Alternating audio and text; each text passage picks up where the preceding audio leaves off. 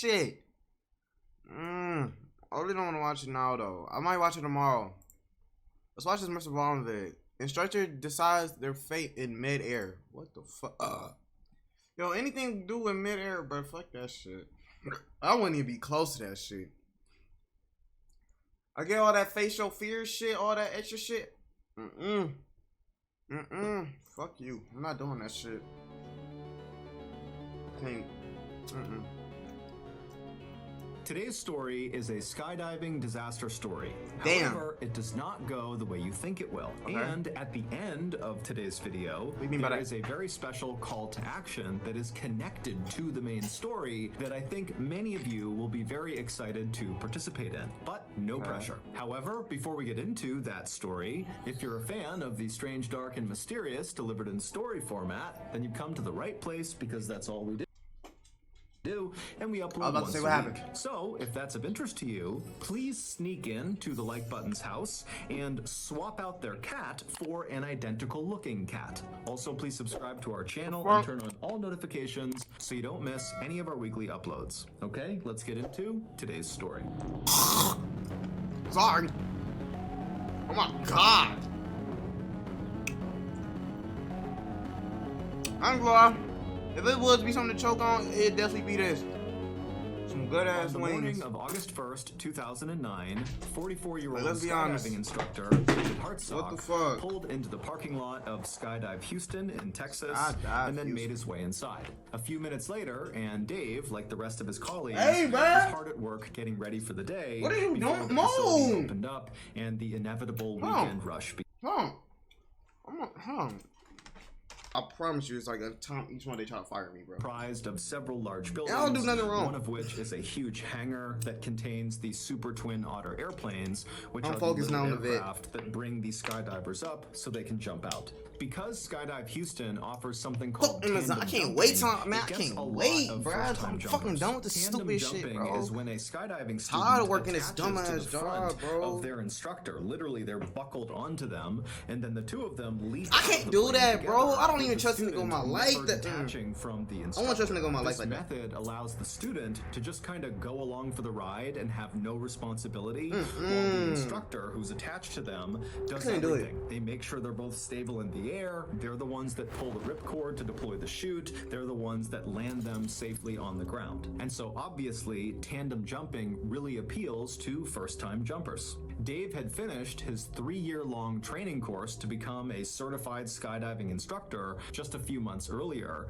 But even prior to going through this course, Dave was already a very experienced skydiver with over 800 jumps to his credit. Hey, Dave. And the reason he had so many jumps is because Dave loved skydiving. It had given his life a focus that really nothing else ever had. Dave had always been a kind of average guy. He lived in a very modest house in the suburb of Houston, and for much of his life, he had worked very normal blue-collar jobs. Like he had been a cook at 2 different chain restaurants, he had managed a grocery store, and he also had worked at a soda bottling plant. Dave was divorced and had no kids, but he had a really good group of friends who liked to go to bars and go bowling and play darts. And while Dave was never really unhappy with the way his life was going, as he started to creep into his 40s, he couldn't help but think, you know, I haven't really done anything big or important in my life. And so in 2004, not long after Dave got divorced, one of his good friends asked him if he wanted to go skydiving with him to celebrate that friend's 40th birthday. And Dave immediately thought to himself, this is it. This is a chance to do something big with my life. And so he told the friend, yes, I'd love to go. And after that first jump that Dave did with his friend, Dave was hooked. Whenever Dave was falling through the sky at over 100 miles per hour, it was like nothing else in the whole world even existed. Life became very simple and beautiful. The manager at Skydive Houston saw Dave come in every weekend for years to do all these jumps, and finally he just offered Dave a job. And so that was how Dave left the soda bottling plant to become a skydiving instructor. So, August 1st, 2009 was a Saturday, and Saturdays at Skydive Houston were incredibly busy with basically non-stop tandem jumps all day. Whenever Dave was not working, so he was jumping on his own, he would always pack pack his own parachute because, like many other skydivers, he liked to make sure it was done exactly right. But when Dave was working, especially on Saturdays when it was so crazy busy, he didn't have time to pack and repack his parachute after every single jump because he was constantly being sent up again and again and again to take another student. And so instead, he would take one of the pre-packed parachutes that were left out for instructors inside of their clubhouse. That particular Saturday in August of 2009 went very quickly, with Dave going up one after another with different students and jumping out and pulling the chute and landing safely over and over again. And then finally, at the end of the day, right around 4 o'clock, when Dave was getting ready to be done for the day, his manager came up to him and said, "Hey, do you mind doing one more tandem jump?" And even though Dave was really exhausted, he's dripping sweat, it's super hot outside, he'd done 6 jumps that day, which was a lot, he said, "No problem."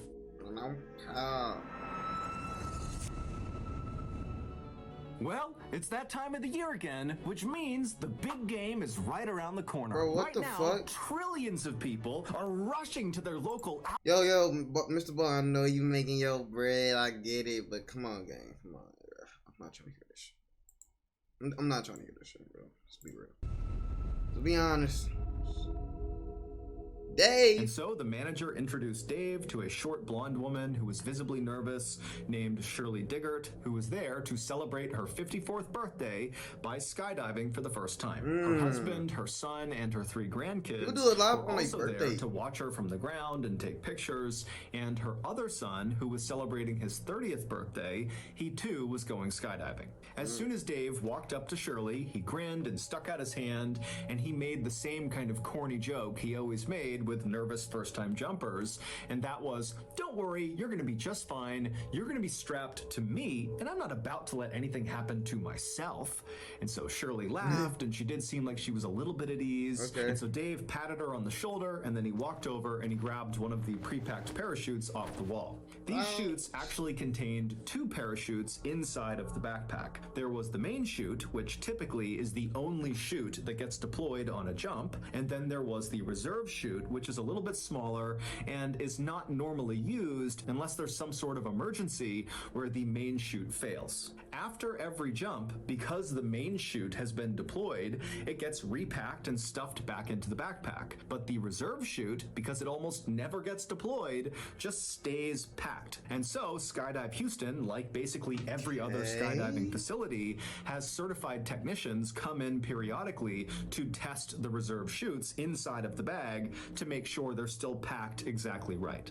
After grabbing the pre-packed parachute off the wall, Dave walked back over to Shirley, who was now in the staging area putting on her flight suit. A flight suit is a single garment. It kind of looks like a big onesie for an adult. And so Dave walked over, he put the parachute down, he tugged and pulled on her flight suit to make sure it was good, and then after he was satisfied, he picked the parachute back up and he signaled to Shirley, as well as Shirley's son, who was also skydiving, to follow him.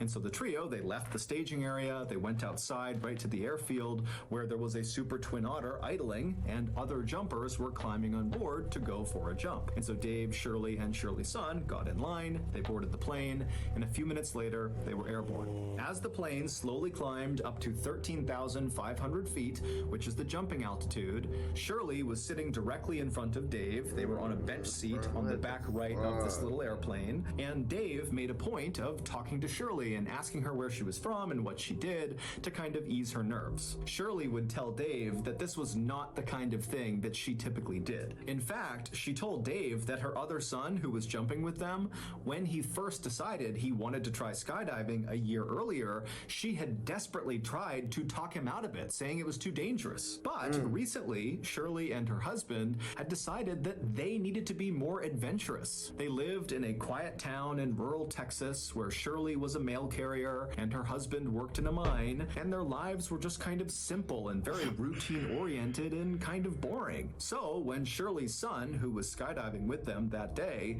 had asked Shirley to go skydiving on her 54th birthday, she saw it as an opportunity to break the mold and do something adventurous, and so she said yes. And so Dave told Shirley about how he had discovered skydiving much the same way she had, and they really bonded over that. About 20 minutes after takeoff, all the tandem jumpers on the plane were now attached to their instructors, so Shirley was now buckled onto Dave. And then when they reached 13,500 feet, the jumping altitude, one of the instructors slid open the side door. It was time to jump.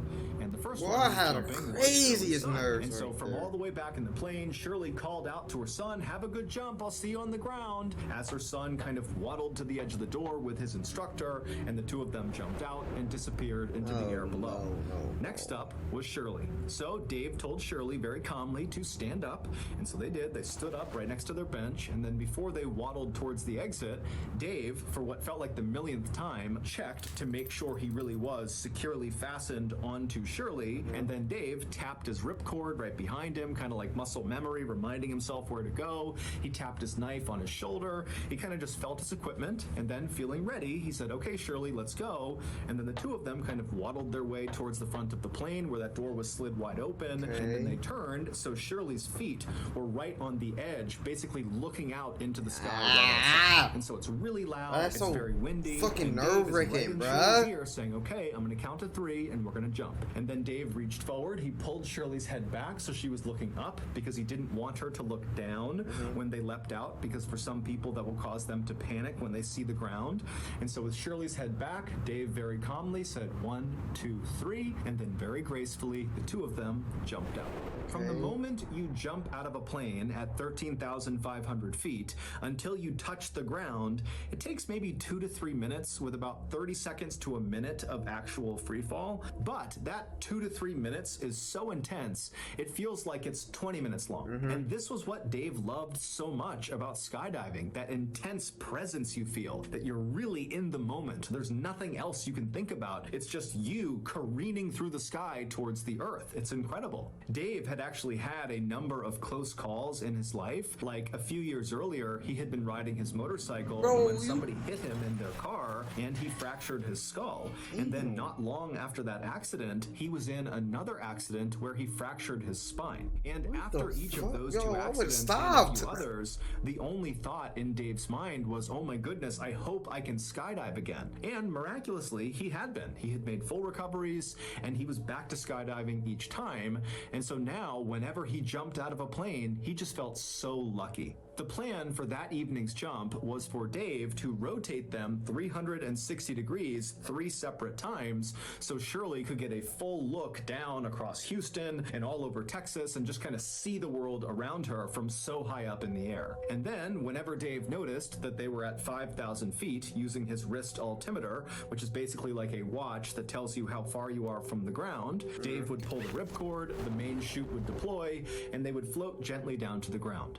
And at first, that is how this jump went. After they exited the plane, they stabilized in the proper horizontal position with Shirley in front, her stomach pointing toward the ground, and Dave obviously right behind her, controlling the skydive. And then after a few seconds, Dave slightly changed his body position and began rotating them 360 degrees so Shirley could look down and see all the highways and cars and barns and houses and the city off in the distance. I mean, it's this spectacular view. And as you're falling through the sky, especially in the first few seconds of a jump, you can't tell that you're going super fast, but you're going over 120 miles an hour, which is called terminal velocity. It's literally the fastest you can fall in the air. And so you're blazing towards the ground, but it almost feels like the air is pushing you back up. And so Shirley's having this incredible first-time experience, just really taking it all in. And Dave, even though he had done this hundreds of times, was having a wonderful time as well.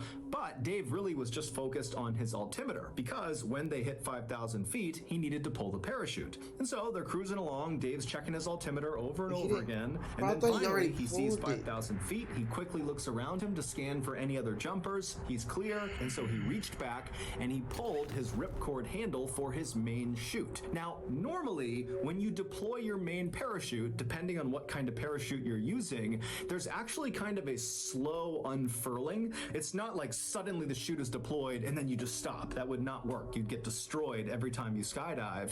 So the way it's packed is it kind of unfurls slowly, and it's like a gradual slowing down. But after Dave has pulled the ripcord handle, there was an immediate yank of the parachute backpack up and away from him, and then from somewhere above him, he heard a loud popping sound. Now, Dave had jumped enough times to know that this was not normal. There was a problem, and he would be right. The main parachute had deployed out of the backpack, but it got tangled on the way out, and so it did not inflate at all, and so as a result, it was not slowing them down at all. But worse than that was this tangled up parachute was still attached to them, and it kind of became like a sail, and it turned Dave and Shirley onto their sides and began whipping them around in something called a death spiral, where literally you're just spinning so unbelievably fast that normally jumpers will actually lose consciousness. They're spinning so fast. But Dave, being a very experienced skydiver, he tried to stay calm. He tried to track his way out of this death spiral,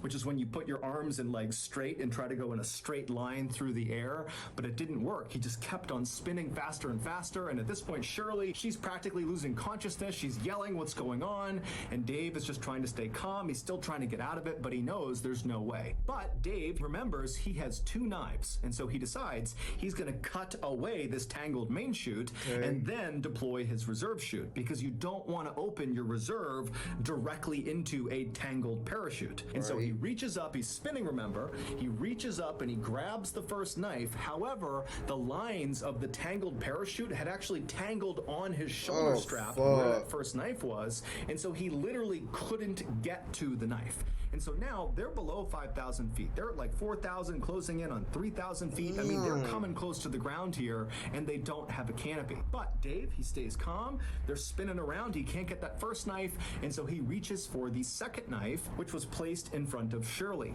But because of how quickly they were spinning, he couldn't quite get his arm out to grab the second knife. It was just impossible to grab it. And so without any other options, Dave had to pull his reserve chute, knowing it was going to go straight into this tangled mess right above them. And so the reserve chute, it deploys, and it does work, at least at first. There's that gradual slowing down sensation that Dave immediately feels. Their spin begins to stop, and for a second, it seems like they're going to be saved by this reserve chute, because by now, they're only about 2,000 feet from the ground. However, the worst case scenario happens to Dave and Shirley. Of course, bro. The reserve chute was up over their head, inflated. Their main chute suddenly caught air and inflated as well. So they had 2 parachutes. Now, you can land with 2 parachutes, absolutely. However, sometimes in a worst case scenario, the 2 parachutes will catch wind going in opposite directions. So basically the parachutes Wait, was that the photo where he just showed us? Real photo? Oh my fuck. Oh, this is real. Oh, fuck. Yeah, they going 2 opposite direct. Holy fuck. Ah, shit. Okay.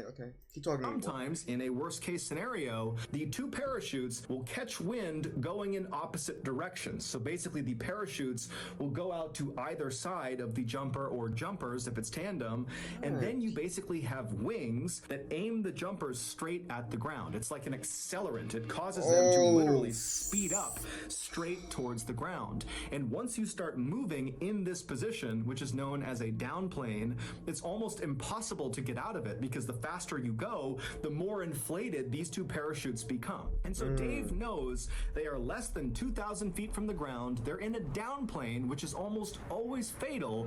And so all he can do is try to get out of the down plane. And so Dave, with all his might, he begins yanking on the different lines of both parachutes, and he manages to get them out of the down plane, which is nearly impossible to do. He does it. And then both parachutes collapse. And suddenly, Dave and Shirley have no parachute. They're less than whoa, huh? What the yo, huh? Dude, nigga, you just gave me the big bro. What the huh? They just collapsed. Both of the parachutes collapsed, nigga. This is a lot at the moment. What the fuck, man? Yo, what the fuck? This story, bruh. which is nearly impossible to do. He does it, and then both parachutes he did the impossible, and suddenly and Dave and Shirley have no parachute. They're less than 1,000 feet from the ground, and they are falling once again over 100 miles per hour straight down to the earth. Now, at this moment, Shirley is crying, she's screaming, she doesn't know what's going on, and Dave has this incredible sense of calm come over him. Years ago, Dave had given up on the idea of ever having a family or of having kids. He was a really good guy who would have been a great father, but it just wasn't in the cards for him. Instead, Dave had found skydiving. Oftentimes, Dave would stay late at Skydive Houston and just sit around the campfire with the other instructors and the other jumpers and drink beers and eat burgers and tell stories, and sometimes Dave would even sleep the night at Skydive Houston because he didn't want to go back home to his empty 3-bedroom house where all he wanted to do when he was there was go skydiving again. But now, literally staring down his own death, knowing that it's going to happen any second, the only thing he could think about was Shirley. He didn't care if he died. He felt like he had found his calling. If he died doing it, so be it. But Shirley, her husband, her son on the ground, her son skydiving, her 3 grandkids, they're gonna see Shirley hit the ground and die. He just couldn't handle it. He thought, I have to do something to protect Shirley. And with only a few hundred feet to the ground, Dave yelled to Shirley, tuck your knees up. And Shirley immediately did it. She threw her knees up, and as she did, Dave pulled back as hard as he possibly could on the risers and the toggles in an attempt to switch places with Shirley. Shirley was in front of him. Her body's going to hit the ground first. Dave flipped him around so that his back was going to hit the ground first. He was going to sacrifice himself to maybe save Shirley. When they hit the ground, people a quarter mile away heard their impact. And when they hit the ground, all of Shirley's family saw it. Everybody saw it. They went running over to the crash site. And when they got there, there was this tangle of bodies and this parachute. And as they're staring at it, they watched one of the bodies move. It was Shirley. She was alive. After paramedics arrived, they cut her off of Dave's body and they rushed her to the hospital where she had serious injuries. She had several broken vertebrae and very significant internal injuries, but none of them were life-threatening. She would survive. However, 3 days after arriving in the hospital, Shirley got devastating news. Dave had been rushed to the hospital as well right after Shirley had, but he finally had succumbed to his injuries and passed away. Dave's last-ditch maneuver had worked. He had saved Shirley's life at the cost of his own. However, not long after Shirley and her family found out about Dave's death, they got another call, and this time it was to tell them that the news about Dave's death was premature. He was not dead. However, he was paralyzed from the neck down.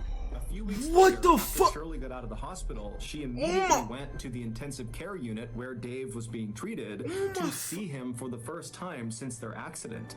And when she saw him, he was sitting in a wheelchair covered in tubes and wires, and she just stood there looking at him.